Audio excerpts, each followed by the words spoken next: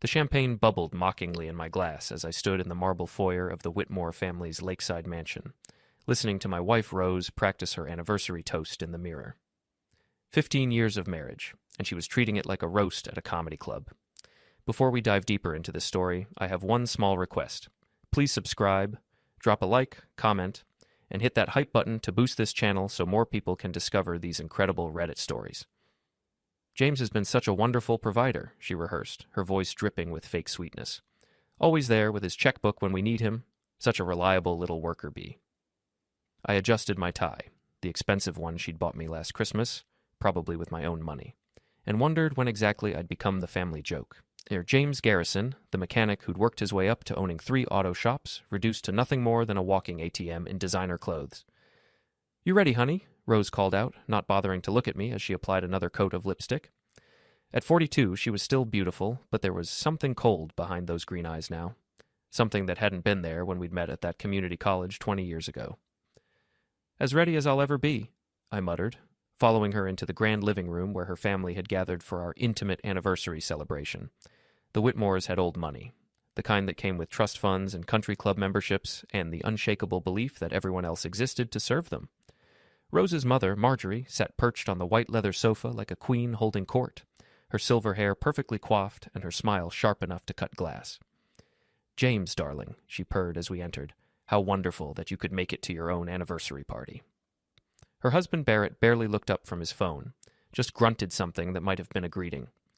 Rose's sisters, Chelsea and Danielle, were huddled together on the far side of the room, whispering and giggling like teenagers. At 38 and 35, respectively, they both still lived off their trust funds and had never worked a day in their lives. "Where's Phil?" Rose asked, looking around the room with barely concealed disappointment. Philip Larkin, Rose's boss at the marketing firm, and apparently now a regular fixture at family gatherings. 48 years old, silver-haired, and smooth as snake oil. The kind of man who wore $1,000 suits and treated everyone like they were beneath him. "He'll be here," Marjorie assured her daughter. "He's just finishing up some important business calls." Of course he was. Everything Phil did was important, at least according to the Whitmores. In the 6 months since Rose had started working for his company, Phil had become practically a member of the family, more welcome at their gatherings than I was, apparently. The doorbell rang, and Rose practically sprinted to answer it. She returned moments later with Phil in tow, her face lit up like Christmas morning. "Sorry I'm late, everyone," Phil said, flashing that politician's smile of his. "You know how it is. Business never sleeps." He handed Rose a bottle of wine that probably cost more than most people made in a week, and she accepted it like he was presenting her with the crown jewels.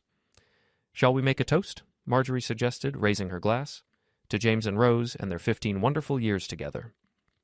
Everyone raised their glasses except Phil, who was pouring himself a generous serving of top-shelf whiskey from Barrett's bar cart. Rose cleared her throat, and I felt my stomach tighten. She had that look in her eyes, the one she got when she was about to say something she thought was clever. "Actually, Mother, I'd like to make the toast tonight," Rose said, standing up and smoothing down her dress. "I've been thinking about what to say all day." She raised her glass and looked around the room, her gaze lingering on Phil before finally settling on me. 15 years, she began, her voice carrying that false brightness I'd come to dread. 15 years of marriage to a man who's always been there when I needed him. Well, when I needed his wallet, anyway. A few uncomfortable chuckles rippled through the room. I kept my expression neutral, but inside, something cold was beginning to coil in my chest. "James has been such a dedicated provider," Rose continued, really warming up now. "Always working so hard at his little garage, getting his hands all dirty so the rest of us can stay clean. And he never complains. Not even when he knows he's not really the man of the house anymore." The room had gone quiet now, everyone sensing that Rose was crossing a line, but not quite sure how to stop her.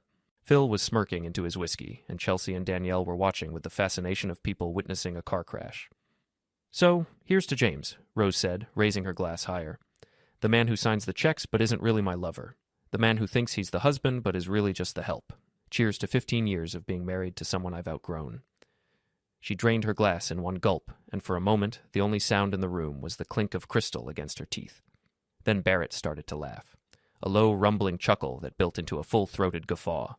Marjorie joined in, her laugh like wind chimes in a hurricane. Chelsea and Danielle were practically falling off the sofa, and Phil was nodding approvingly like Rose had just delivered the Gettysburg Address. I stood there for a long moment, letting the laughter wash over me. letting it sink in that this was what 15 years of marriage had bought me. This was my reward for working 60-hour weeks, for putting Rose through business school, for buying this family's love with everything I had. Well, I said quietly, setting my untouched champagne on the coffee table. That was illuminating. I reached into my pocket and pulled out my keys, the keys to the house I'd bought, the cars I'd paid for, the life I'd built for all of them. I set them down next to my glass with a soft metallic clink. You'll need these more than I will, I said, pulling out a pen and writing something on a cocktail napkin. Consider this my resignation from being your personal ATM. The laughter had stopped now. Rose was staring at me with her mouth slightly open, like she couldn't quite process what was happening. Marjorie's face had gone pale, and Barrett was finally looking up from his phone. James, Rose said, her voice uncertain for the first time all evening. What are you doing? I'm leaving, I said simply. You wanted to make it clear that I'm not really your husband anymore, just the help. Well, the help just quit. I folded the napkin and set it under the keys. On it, I'd written, 15 years was enough. Enjoy explaining this to your friends. You can't be serious, Marjorie said, standing up so quickly her wine sloshed onto her white dress. James, this is just Rose being silly. She's had too much to drink. Have I? Rose asked, and there was something dangerous in her voice now. Or am I finally being honest about what this marriage really is? I looked at her for a long moment, memorizing her face. The woman I'd fallen in love with was gone, replaced by this stranger who spoke in cruelties and measured everything by dollar signs. You know what, Rose? You're absolutely right, I said.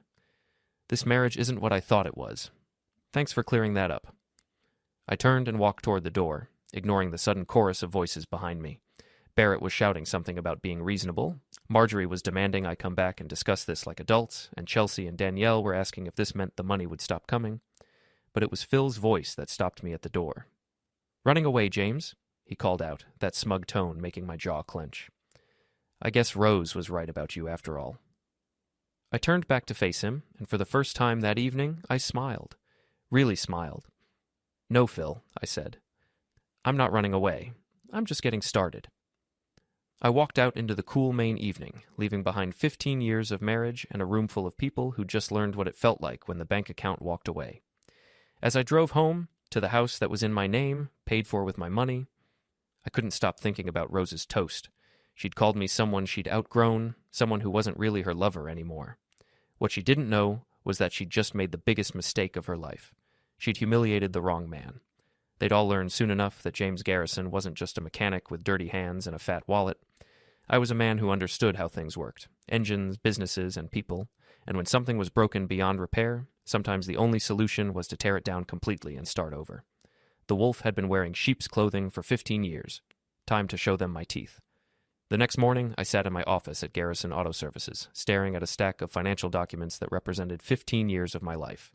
Bank statements, property deeds, investment portfolios, all the paperwork that proved just how much I'd built while Rose and her family treated me like hired help. My phone had been buzzing all morning. 17 missed calls from Rose, 12 from her mother, and 3 from Barrett. I'd listened to exactly none of them. Boss? My shop foreman, Reggie Martinez, knocked on the door frame. At 55, Reggie was built like a refrigerator and had the temperament of a guardian dog. He'd been with me since I'd opened the first shop 8 years ago, and he was one of the few people I trusted completely. Come in, Reg, I said, not looking up from the papers, and close the door. He settled his bulk into the chair across from my desk, his weathered face creased with concern. Heard you had some trouble at home last night. Tommy said Rose called here at 6 this morning, screaming about you changing the locks. Tommy Chen was my youngest employee. Barely 22, but sharp as a tack with computers and electronics. If Rose had called the shop, half the city probably knew about it by now. Tommy had never learned to keep his mouth shut. Rose and I are getting divorced, I said simply, and I need your help with something. Reggie's eyebrows went up, but he didn't look surprised. He'd met Rose plenty of times over the years, and I'd seen the way he watched her interact with me, like he was waiting for me to finally wake up and smell the coffee. What do you need? I slid a piece of paper across the desk. That's a list of everything I own that's currently in my house. I want it moved to the storage unit behind shop number 3 by the end of the day. Reggie scanned the list, whistling low. This is a lot of stuff, boss. Tools, electronics, that vintage motorcycle collection you've been working on. You sure you want to do this? I'm sure. And Reg, I want you to document everything. Photos, serial numbers, the works. Make sure we have proof of what belongs to me. You expecting trouble? I thought about Rose's toast, about the way Phil had smirked when she'd humiliated me in front of her family. I'm expecting war. After Reggie left, I picked up my phone and dialed a number I'd memorized years ago but never thought I'd need. Brennan, Walsh, and Associates. A crisp voice answered. This is James Garrison. I need to speak with Mia Walsh. Tell her it's urgent. Mia Walsh was the sharpest legal mind I'd ever encountered, and I'd met her 5 years ago when she'd helped me navigate a complicated business acquisition. She was 34, ruthlessly intelligent, and had a reputation for being absolutely merciless when it came to protecting her clients' interests. James, she said when she came on the line, this is unexpected. What can I do for you? I need a divorce attorney, the best you know, and I need them today. There was a pause. I see. Can you be here in an hour? I'll be there in 30 minutes. Mia's office was in downtown Portland, in one of those glass towers that screamed success and intimidation in equal measure. She was waiting for me when I arrived, her dark hair pulled back in a severe bun and her gray suit immaculate. You look like hell, she said without preamble, gesturing for me to sit down. I feel worse. Mia, I need to know exactly what I can do legally to protect my assets, and I need to know how to do it fast. She leaned back in her chair, studying me with those sharp brown eyes. Tell me what happened. I gave her the abbreviated version. Rose's toast, the humiliation, my decision to leave. When I finished, Mia was making notes on a legal pad. How are your finances structured? She asked. That's the interesting part. Almost everything is in my name. The house, the cars, the investment accounts. Rose never wanted to be bothered with the paperwork, so I handled all of it. Mia's pen stopped moving. Everything? The vacation house in Bar Harbor, the rental property in South Portland, the boat, both cars, and about 80% of our liquid assets. Rose has her own checking account for personal expenses, but all the major stuff flows through accounts that I control. A slow smile spread across Mia's face. James, do you realize what you're telling me? That I'm not as stupid as my wife thinks I am? That you're in a position to make her life very, very difficult. Legally, of course. We spent the next 2 hours going through every document I'd brought, mapping out a strategy that would be both devastating and completely above board. By the time I left her office, I felt like I was carrying a loaded weapon. My first stop was the bank. Rose and I had a joint checking account that we used for household expenses, but the real money was in accounts that only I could access. I transferred every penny out of the joint account and into my personal business account, leaving exactly $10, enough to keep it open, but not enough to buy a cup of coffee. Next, I drove to the house. Rose's Mercedes was in the driveway, and I could see her silhouette in the living room window, pacing back and forth while she talked on the phone, probably calling her mother to complain about what a monster I was being. I used my key to get in one last time, then immediately had the locks changed. The locksmith was a guy named Pete, who'd done work for me before, and he didn't ask questions when I told him I needed it done immediately. While Pete worked, I went through the house methodically, removing everything that belonged to me. My clothes, my books, my tools, the electronics I'd bought, even the coffee maker that had been a gift to me from my employees last Christmas. Rose burst through the front door just as Pete was finishing up, her face flushed with anger and her hair disheveled like she'd been running her hands through it. What the hell do you think you're doing? She demanded, staring at the pile of boxes by the door. Moving out, I said calmly, like you wanted. You can't just change the locks. This is my house, too. I pulled out the property deed and showed it to her. Actually, it's not. It's my house. My name, my down payment, my mortgage payments for the last 10 years. You're welcome to stay as long as you can make the payments. Her face went white. The mortgage is $4,000 a month. I know. I've been paying it. James, you can't be serious about this. I was drunk last night. I said things I didn't mean. I looked at her for a long moment, remembering the woman I'd married. She'd been different then, ambitious but not cruel, confident but not arrogant. Somewhere along the way, her family's money and values had poisoned her, turned her into someone who measured worth in dollar signs and social status. Which part didn't you mean, Rose? The part where you called me the help? The part where you said I wasn't really your lover? Or the part where you said you'd outgrown me? She opened her mouth to answer, then closed it again. We both knew the truth. She'd meant every word. I'll be staying at the shop for now, I said, picking up the last box. My attorney will be in touch about the divorce proceedings. Oh, and Rose, you might want to call your family. They're going to need to start paying their own bills. I walked out, leaving her standing in the foyer of a house she couldn't afford, holding a key that no longer worked. My phone started ringing before I'd even reached my truck. Rose, then her mother, then Barrett. I let them all go to voicemail. The last stop of the day was the marina where we kept our boat. It was a 30-foot cabin cruiser that I'd bought 3 years ago, thinking Rose and I might spend weekends on the water together. We'd used it exactly twice. I spent an hour going through the boat, removing my personal items and checking all the systems. Everything was in perfect condition, which was good. I had a feeling I might need to sell it soon. As I was locking up, my phone buzzed with a text message. It was from a number I didn't recognize. "This is Phil Larkin. We need to talk. Meet me at Murphy's Bar on Commercial Street, 8 p.m. Come alone." I stared at the message for a long moment, then typed back, "See you there." Murphy's Bar was exactly the kind of place Phil Larkin would never normally be caught dead in. A working-class dive with sticky floors and a clientele that included longshoremen, mechanics, and other people who actually worked for a living. I arrived at 8 sharp and found Phil sitting in a corner booth, looking as out of place as a peacock in a chicken coop. "James," he said, standing up as I approached. "Thanks for coming." I slid into the booth across from him without shaking his hand. "What do you want, Phil?" He signaled the bartender for another round, even though I hadn't ordered anything yet. "I think there's been a misunderstanding about last night." "Really? Which part was I supposed to misunderstand?" Phil leaned forward, putting on his best concerned boss expression. "Rose was upset. She'd had too much to drink, and she said some things she didn't mean. You know how women get when they're emotional."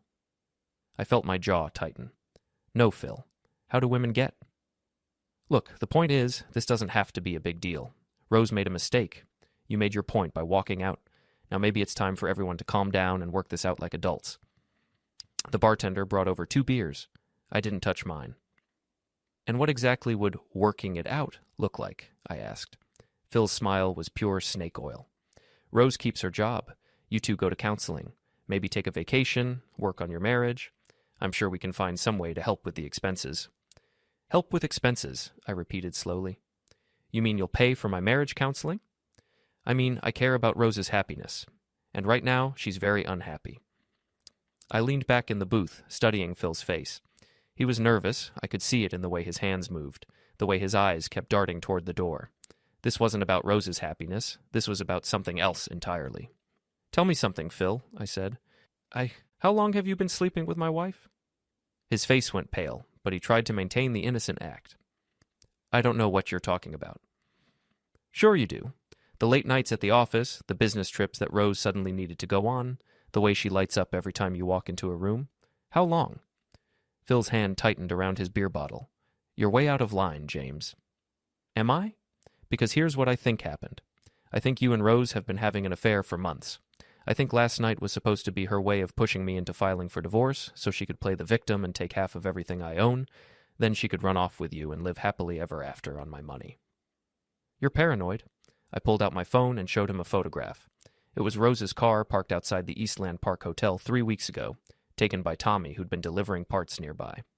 In the background, barely visible, was a figure that looked suspiciously like Phil. "Am I?" I asked. Phil stared at the photo for a long moment, then drained his beer in one gulp. When he looked up, the fake concern was gone, replaced by something much uglier. "What do you want?" he asked. "I want you to stay away from my wife until the divorce is final. I want you to stop involving yourself in my family's business. And I want you to understand that if you try to interfere with my life again, I'll make sure everyone in this city knows exactly what kind of man you really are." Phil stood up, throwing a 20 on the table. "You're making a mistake, James. Rose is going to need support during this difficult time. I'm going to make sure she gets it." "I'm sure you will. Just remember, I know where all the bodies are buried, Phil. Do you?" He walked away without another word, but I could see the tension in his shoulders. Good. Let him be nervous. Let him wonder what else I knew, what other evidence I might have. I sat in the bar for another hour, nursing a single beer and thinking about my next move. Rose and Phil thought they were playing chess, but they didn't realize I'd been studying the board for months. Every late night, every whispered phone call, every excuse. I'd been paying attention. Tomorrow, the real game would begin. 3 weeks later, I was sitting in my office at 7 in the morning when Tommy burst through the door, his face flushed with excitement. "Boss, you need to see this," he said, waving his phone like he'd just won the lottery. I looked up from the quarterly tax reports I'd been reviewing. "What is it now, Tommy?" "It's about your wife and that Phil guy. Dude, this is huge." Tommy was practically vibrating with energy, which usually meant he'd stumbled onto some piece of gossip that he thought was earth-shattering. Most of the time, it was just noise. but something about his expression made me pay attention. "Show me," I said. He set his phone on my desk, and I found myself looking at a social media post from someone named Jessica Hartwell. The photo showed Rose and Phil at what looked like an upscale restaurant, sitting close together at a corner table. Phil's hand was on Rose's thigh, and they were looking at each other like they were the only two people in the world. "Jessica's a friend of my girlfriend," Tommy explained. "She was at 4th Street last night with her boyfriend when she saw them. Look at the timestamp. This was posted at 9:47 p.m. I studied the photo more carefully. Rose was wearing the black dress I'd bought her for her birthday last year, and Phil was in one of his expensive suits. They looked like a couple celebrating something important. "There's more," Tommy said, swiping to the next photo. This one showed them leaving the restaurant together, Rose's arm linked through Phil's. "Jessica said they got into Phil's car together. She followed them for a few blocks before her boyfriend told her to knock it off." I leaned back in my chair, processing this information. For 3 weeks, Rose had been calling me daily, begging me to come home and work things out. She'd sent flowers to the shop, left tearful voicemails about how sorry she was, even shown up at my apartment twice to plead for another chance. And all the while, she'd been seeing Phil. "Tommy," I said slowly, "I need you to do something for me, and I need you to keep your mouth shut about it." His eyes lit up. "Whatever you need, boss. I want you to find out everything you can about Phil Larkin. Where he lives, where he goes, what he drives, who he knows. Can you do that? Are you kidding? I can have his whole life story by lunch." After Tommy left, I sat alone in my office, staring at the photos on his phone. I'd known Rose was lying, of course. I'd suspected she was still seeing Phil despite her tearful apologies. But seeing the proof was different. It made everything real in a way that suspicion couldn't. My phone buzzed with a text from Mia Walsh. "Deposition scheduled for Friday at 2 p.m. Rose's attorney is pushing for a quick settlement. We need to talk." I was about to respond when Reggie knocked on my door frame. "Boss, you got visitors." I looked up to see Chelsea and Danielle Whitmore standing behind him, both dressed in their usual designer outfits and looking like they'd rather be anywhere else on Earth. "Let them in," I said. Rose's sisters entered my office like they were visiting a prison, their noses wrinkled in distaste at the smell of motor oil and honest work. Chelsea, the older one, took the lead. "James, we need to talk," she said, perching on the edge of the chair across from my desk like she was afraid it might contaminate her clothes. "I'm listening." Danielle, who'd always been the follower, hung back by the door. "It's about Rose," she said, "and the family." "What about them?" Chelsea cleared her throat. "This divorce is causing problems. Mother is beside herself, and Daddy is talking about cutting Rose off financially if she doesn't fix things with you." I almost laughed. "Fix things? Is that what you call what happened at your anniversary party?" "She made a mistake," Danielle said quickly. "She knows that now. She's been crying every day since you left."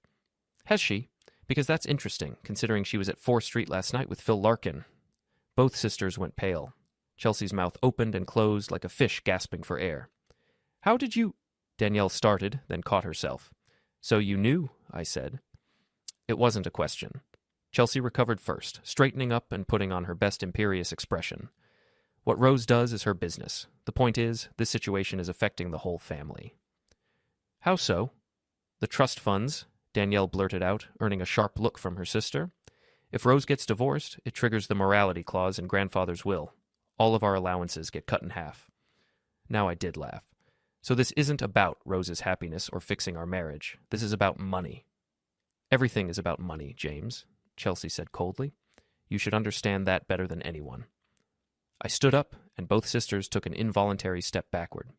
I might be just a mechanic to them, but I was still 6 feet tall and had spent 20 years doing physical work. When I wanted to be intimidating, I could be. "Here's what I understand," I said quietly. "I understand that your family has been treating me like a walking checkbook for 15 years.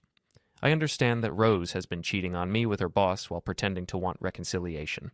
And I understand that none of you give a damn about anything except protecting your precious trust funds." "James, please," Danielle started. "Get out," I said.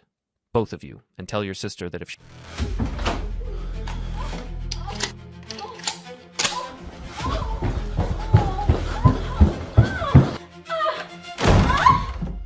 In my house!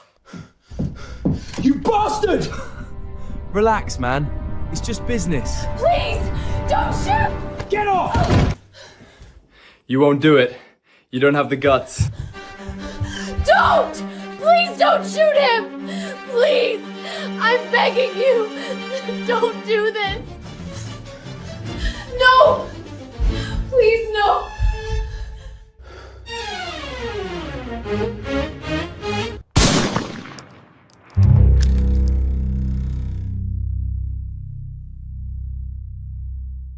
She wants to talk to me. She can do it through her lawyer. After they left, I called Mia Walsh. I need to move up our timeline, I told her. How quickly can we finalize this divorce? That depends. Are you willing to play hardball? I'm willing to play whatever it takes to end this. Good, because I just found out something interesting about your wife's boyfriend. I felt my pulse quicken. What kind of interesting? The kind that could make both their lives very complicated. Can you meet me at my office in an hour? An hour later, I was sitting across from Mia in her conference room, looking at a stack of documents that made my head spin. Phil Larkin is in trouble, she said without preamble. Big trouble. She slid a folder across the table. His company, Larkin Marketing Solutions, has been under investigation by the state attorney general for the last 6 months. Fraudulent billing practices, tax evasion, and misuse of client funds. I opened the folder and scanned the first page. It was full of legal language I didn't understand, but the numbers were clear enough. Phil's company owed the state over $2 million in back taxes and penalties. How did you find this out? Mia smiled. I have friends in the AG's office. The investigation isn't public yet, but it will be soon. Phil's looking at serious criminal charges and the complete collapse of his business. What does this have to do with Rose? Everything. If Rose is planning to leave you for Phil, she's betting on the wrong horse. In 6 months, he'll be bankrupt and possibly in prison. But here's the interesting part. Rose doesn't know any of this. I felt a slow smile spreading across my face. She thinks she's trading up. Exactly. She thinks she's leaving a blue-collar mechanic for a wealthy businessman. She has no idea she's actually leaving a successful business owner for a white-collar criminal. We spent the next hour going over strategy. By the time I left Mia's office, I had a plan that would not only end my marriage quickly, but would also ensure that Rose got exactly what she deserved. That evening, I drove to the Eastland Park Hotel downtown. It was the kind of place Phil would take Rose, expensive, discreet, and full of the sort of people who minded their own business. I parked across the street and waited. At 7:30, Phil's BMW pulled up to the valet stand. He got out first, straightening his tie and looking around nervously. Then Rose emerged from the passenger side, wearing a red dress I'd never seen before and laughing at something Phil had said. They looked happy, carefree, like two people who thought they'd gotten away with something. I took out my phone and called Rose's number. She answered on the second ring. James? Oh my God, I'm so glad you called. I've been hoping. Where are you, Rose? I asked. There was a pause. I'm at home. Why? Are you? Because I'm looking at you right now and you're not at home. I watched through my windshield as Rose's face went white. She looked around frantically, trying to spot me in the crowd of pedestrians and cars. James, I can explain. No need, I said. I think the photo explains everything. I hung up and drove away, leaving Rose standing on the sidewalk in her red dress, finally understanding that the game had changed. The next morning, I arrived at my shop to find Rose's Mercedes parked in the customer lot. She was sitting behind the wheel, still wearing the same red dress from the night before, her makeup smeared and her hair disheveled. I walked over to her car and tapped on the window. She rolled it down, and I could see she'd been crying. We need to talk, she said. No, we don't. We need to get divorced. Everything else is just noise. James, please, just 5 minutes. Against my better judgment, I nodded toward my office. 5 minutes? She followed me inside, her heels clicking on the concrete floor. In the harsh fluorescent light of the shop, she looked older than her 42 years, worn down by whatever had happened after I'd called her the night before. I know how this looks, she began. It looks like you've been lying to me for 3 weeks while carrying on an affair with your boss, I said. How else should it look? She flinched. It's not what you think. Really? Then what is it? Rose sat down heavily in the chair across from my desk. Phil and I... It's complicated. I'm sure it is. Does he know about the investigation? Her head snapped up. What investigation? I studied her face carefully. The confusion looked genuine, which meant Mia was right. Rose had no idea what kind of trouble Phil was in. Ask him, I said. I'm sure he'll be happy to explain. James, I made a mistake. I know that now. But we can fix this. We can go to counseling, take a vacation, start over. With Phil's money? She went quiet, and I knew I'd hit the mark. Rose had always been practical above all else. She'd married me when I was a struggling mechanic with potential, and now she was trying to trade up to what she thought was a successful businessman. "Here's what's going to happen," I said. "You're going to sign the divorce papers. You're going to take your personal belongings and find somewhere else to live. And you're going to stop calling me, texting me, and showing up at my business." "And if I don't?" I opened my desk drawer and pulled out a manila envelope. Inside were copies of all the photos Tommy had collected, Rose and Phil at restaurants, hotels, and various other locations around the city. "Then these photos get sent to Phil's wife," I said. Rose's face went white. "Phil's not married." "Yes, he is. Her name is Catherine, and they've been married for 12 years. She's a very nice woman, according to my research. Volunteers at the animal shelter, teaches Sunday school at St. Luke's Episcopal. I'm sure she'd be very interested to know what her husband has been up to." The silence stretched between us for a long moment. Finally, Rose stood up, smoothing down her wrinkled dress. "You've changed," she said. "You're not the man I married." "You're right," I said. "I'm better." She walked to the door, then turned back. "This isn't over, James." "Yes, it is. You just don't know it yet." After she left, I sat in my office for a long time, thinking about the woman I'd just spoken to. She wasn't the Rose I'd fallen in love with 20 years ago, but she wasn't entirely the cold stranger from the anniversary party either. She was something in between, someone who'd lost her way and was now trying to find it by stepping on everyone around her. But that wasn't my problem anymore. I'd given her 15 years of my life, and she'd thrown it away for a man who was about to lose everything he owned. Soon, she'd understand exactly what she'd traded away. And by then, it would be too late to get it back. The call came at 6:43 on a Thursday morning, jolting me awake in my small apartment above the main shop. It was Mia Walsh, and she sounded like she'd been up all night. "Turn on Channel 8, she said without preamble. "Now." I fumbled for the remote, my brain still foggy with sleep. The morning news was just starting, and the lead story made me sit up straight. "Good morning. I'm Sarah Chen with breaking news. Portland businessman Philip Larkin was arrested early this morning at his Falmouth home on charges of tax evasion, wire fraud, and embezzlement. The state attorney general's office says Larkin allegedly stole more than $3 million from clients of his marketing firm over a 5-year period." The screen showed Phil being led away in handcuffs, his expensive suit wrinkled and his usually perfect hair disheveled. Behind him, a woman I assumed was his wife Catherine stood in the doorway of their mansion, her face a mask of shock and betrayal. Larkin's company, Larkin Marketing Solutions, has been under investigation since January, the reporter continued. Sources close to the investigation say additional arrests may be forthcoming as prosecutors examine the company's business practices. My phone was buzzing with calls and texts. Rose, her mother, her sisters, everyone who'd been so impressed with Phil's wealth and success was probably in full panic mode right now. I let them all go to voicemail. An hour later, I was in my office when Tommy knocked on the door, practically bouncing with excitement. "Boss, did you see the news? That Phil guy got arrested. It's all over social media. People are saying he stole millions of dollars." "I saw it," I said calmly. "Dude, your wife must be freaking out. She was dating a criminal." Before I could respond, Reggie appeared in the doorway behind Tommy. "Boss, you got a problem. Rose is here, and she looks like she's about to lose it." I looked out the window of my office and saw Rose's Mercedes parked at an angle across 2 spaces, the driver's door still open like she'd abandoned it mid-escape. Rose herself was standing by the service counter talking rapidly to Danny, one of my mechanics. Even from a distance, I could see her hands shaking. "But send her in," I said.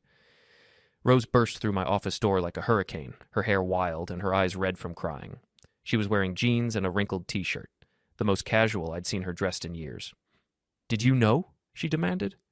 "Did you know about Phil?" I gestured to the chair across from my desk. "Sit down, Rose." "Don't tell me to sit down. Did you know he was a criminal?" "I knew he was under investigation. I tried to warn you yesterday, but you didn't want to listen." She collapsed into the chair, her face in her hands. Oh God, what have I done?" For the first time since our anniversary party, I felt a flicker of sympathy for her. Whatever else Rose was, she wasn't a criminal. She'd been played by Phil just as thoroughly as she'd been playing me. "How long were you involved with him?" I asked. She looked up, her mascara streaked down her cheeks. 4 months. It started as just, I don't know, flirting at the office. Then he asked me to dinner to discuss a promotion. One thing led to another. "Did you know he was married?" "Not at first. He told me he was divorced. I didn't find out about Catherine until last month, and by then—" She trailed off, unable to finish the sentence. "By then, you were in too deep." She nodded miserably. He said he was going to leave her. He said we were going to start a new life together, that he'd take care of me better than you ever could. I felt a familiar anger building in my chest, but it wasn't directed at Rose this time. It was aimed at Phil Larkin, who'd manipulated both of us for his own selfish purposes. Rose, did Phil ever ask you for money or information about my businesses? Her head snapped up. What? No, of course not. Why would you ask that? Because men like Phil don't do anything without a reason. He didn't pursue you just because he found you attractive. She stared at me for a long moment, and I could see the wheels turning in her head. You think he was after your money? I think Phil Larkin is a con man who saw an opportunity. A successful businessman's wife who felt neglected and underappreciated, someone who might be willing to share information about her husband's finances, or who might eventually inherit a substantial amount of money in a divorce. Rose went pale. The anniversary party. He encouraged me to... He said I should make it clear how I really felt about our marriage. He said it was time to stop pretending. And you listened to him. I was drunk and angry, and he made it sound like you deserved it, like you'd been holding me back all these years. She looked up at me with something that might have been remorse. James, I'm so sorry. I know that doesn't fix anything, but I need you to know that I never meant for things to go this far. I studied her face, looking for signs of deception. But all I saw was a woman who'd made a series of terrible choices and was finally beginning to understand the consequences. What happens now? She asked. Now you figure out how to rebuild your life, without Phil and without me. She flinched like I'd slapped her. James, please, I know I messed up, but we can fix this. We can go to counseling, work through our problems. Rose, stop. I stood up and walked to the window, looking out at the busy street beyond. Even if Phil had never existed, we still would have ended up here eventually. The anniversary party just made it happen faster. That's not true? I turned back to face her. Isn't it? When was the last time you asked me about my work? Not to complain about the hours or the smell of motor oil on my clothes, but because you were genuinely interested in what I do? She opened her mouth to answer, then closed it again. When was the last time you said something nice about me to your family? When was the last time you defended me when they made their little jokes about the mechanic who married above his station? They don't mean anything by it, she said weakly. Yes, they do, and you know it. You've known it for years, and you've let it happen because part of you agrees with them. Rose started crying again, but these weren't the manipulative tears I'd seen so often in recent weeks. These were tears of genuine grief, for our marriage, for the people we used to be, for all the chances we'd missed to fix things before they broke completely. I loved you, she whispered. I still love you. I know, I said, but love isn't enough. It never was. My phone buzzed with a text message. It was from an unknown number. This is Catherine Larkin. I need to speak with you. It's about my husband and your wife. I showed the message to Rose, and her face went white. She knows, Rose said. Thus, of course she knows. Phil's arrest is all over the news, and I'm sure the police told her about his affairs as part of their investigation. What am I going to do? You're going to talk to her. You're going to tell her the truth about what happened, and then you're going to figure out how to move forward. Rose looked at me like I'd suggested she jump off a bridge. I can't face her, not after what I've done. Yes, you can, because that's what adults do when they make mistakes. They face the consequences. I typed back a response to Catherine. I can meet you today. When and where? The reply came immediately. Murphy's Bar on Commercial Street, 1 hour. I looked at Rose. You're coming with me. James, no, please. Rose, you helped create this mess. You're going to help clean it up. An hour later, we walked into Murphy's Bar to find Catherine Larkin sitting in the same booth where Phil had tried to intimidate me weeks earlier. She was a small woman in her early 40s with prematurely gray hair and the kind of quiet dignity that comes from years of dealing with difficult situations. She looked up as we approached, her eyes moving from me to Rose and back again. Mrs. Larkin, I said, extending my hand. I'm James Garrison. She shook my hand briefly, then looked at Rose. And you're the woman my husband was sleeping with. Rose flinched, but didn't look away. Yes, I'm sorry. Catherine studied her for a moment, then gestured for us to sit down. I'm not here for apologies. I'm here because I need to understand what happened. For the next hour, Catherine asked questions, and Rose answered them. When did the affair start? How often did they see each other? Did Phil ever mention his legal troubles? Did he ever ask Rose for money or information about my business? Rose answered honestly, even when the truth made her look bad. By the end of the conversation, Catherine had a complete picture of her husband's betrayal, and Rose had been forced to confront the full scope of her own actions. Thank you, Catherine said finally. "I know this wasn't easy." "What will you do now?" Rose asked. Catherine's smile was sad but determined. "I'm going to divorce him. I'm going to sell the house and move back to Boston to be near my sister. And I'm going to try to rebuild my life without a man who's been lying to me for years." She looked at me. "What about you, Mr. Garrison?" "The same thing," I said. "Starting over." After Catherine left, Rose and I sat in silence for several minutes. Finally, she spoke. "I keep thinking about that night at the anniversary party. If I could take it back." "But you can't," I said. "None of us can." She nodded, fresh tears starting to fall. "I know, I wish things had been different." "So do I. But wishing doesn't change anything." We walked out of the bar together, but when we reached the parking lot, Rose stopped. "James, I want you to know that I'm going to sign the divorce papers. I'm not going to fight you on the settlement or try to take half of everything. You built your business without me, and you deserve to keep it." I looked at her, surprised. "What changed your mind?" "Talking to Catherine. Seeing what Phil did to her, what I helped him do. I don't want to be that person anymore." "What will you do?" She wiped her eyes with the back of her hand. "I don't know. Find a new job, I guess. My family will help until I get back on my feet." "Your family's trust funds are about to be cut in half, remember? The morality clause?" Rose's laugh was bitter. "I'd forgotten about that. I guess we're all going to have to learn how to live in the real world." "It's not so bad once you get used to it."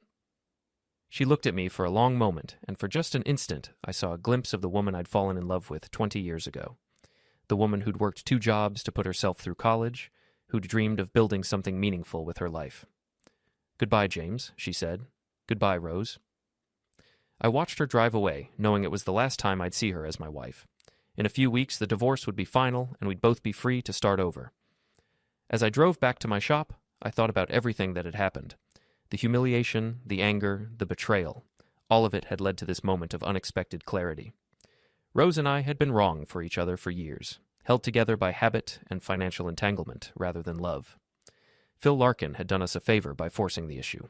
He'd destroyed our marriage, but he'd also freed us both from a situation that was slowly poisoning us.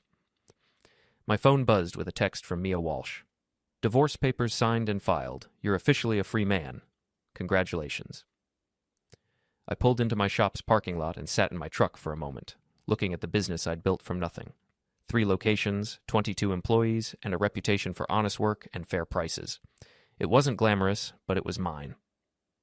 For the first time in months, I smiled.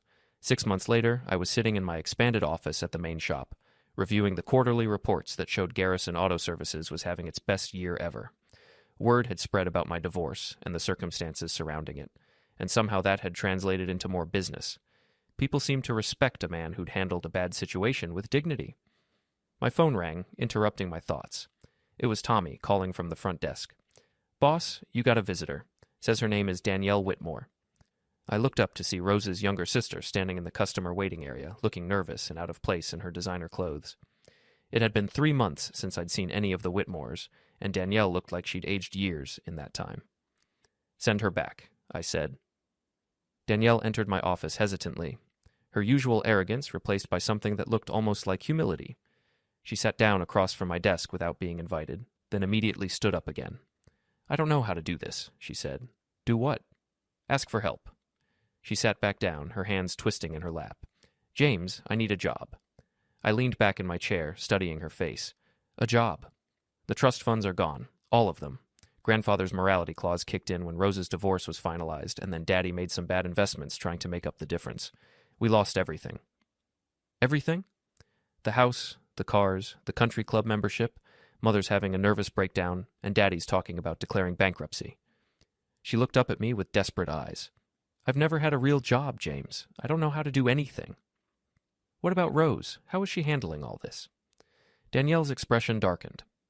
"Rose is fine. She got a job at a marketing firm in Boston and moved in with some college friend. She sends Mother money sometimes, but not enough to make a real difference." I thought about that for a moment. Rose had always been the smartest of the 3 sisters, and apparently she'd been smart enough to get out before the family's financial collapse became complete. "What kind of job are you looking for?" I asked. "Anything. I can answer phones, file papers, make coffee. I'm not proud anymore, James. I just need to eat." I looked at Danielle Whitmore, former trust fund princess, former social butterfly, former woman who'd never worked a day in her life, and saw something I'd never seen before. Genuine humility. I might have something, I said, but it won't be easy, and it won't pay much to start. Her face lit up. Anything. I'll do anything. Customer service, answering phones, scheduling appointments, dealing with people who are angry about their car repair bills. 40 hours a week, minimum wage to start, with the possibility of raises if you prove you can handle it. Yes, she said immediately. When can I start? Monday. But Danielle, I need you to understand something. If you take this job, you're going to be treated like every other employee. No special consideration because you used to be family, no leaving early for social events, no attitude with the customers or the other workers. I understand. Do you? Because 6 months ago you came into this office and told me that everything was about money. You treated me like I was beneath you because I worked with my hands for a living. Now you're asking me to give you the chance to do the same thing. Danielle's face flushed red, but she didn't look away. You're right. I was horrible to you. We all were. And I know you don't owe me anything, but I'm asking anyway because I don't have anywhere else to turn. I studied her for a long moment, then made a decision that surprised even me. Be here Monday morning at 8. Wear something you don't mind getting dirty, and be prepared to learn. She stood up so quickly she almost knocked over her chair. Thank you, James. I won't let you down. We'll see. After she left, I sat in my office thinking about the strange turns life takes. 6 months ago, the Whitmores had been wealthy, arrogant, and convinced of their own superiority. Now they were broke, desperate, and learning what the rest of the world had always known, that money doesn't last forever, but character does. My phone buzzed with a text from an unknown number. This is Rose. I heard about Danielle. Thank you for giving her a chance. I stared at the message for a moment, then typed back. She'll have to earn it like everyone else. The response came quickly. I know. That's why I'm thanking you. I was about to put my phone away when another message appeared. I'm doing well in Boston, in case you were wondering. I wasn't sure if I should respond to that or not.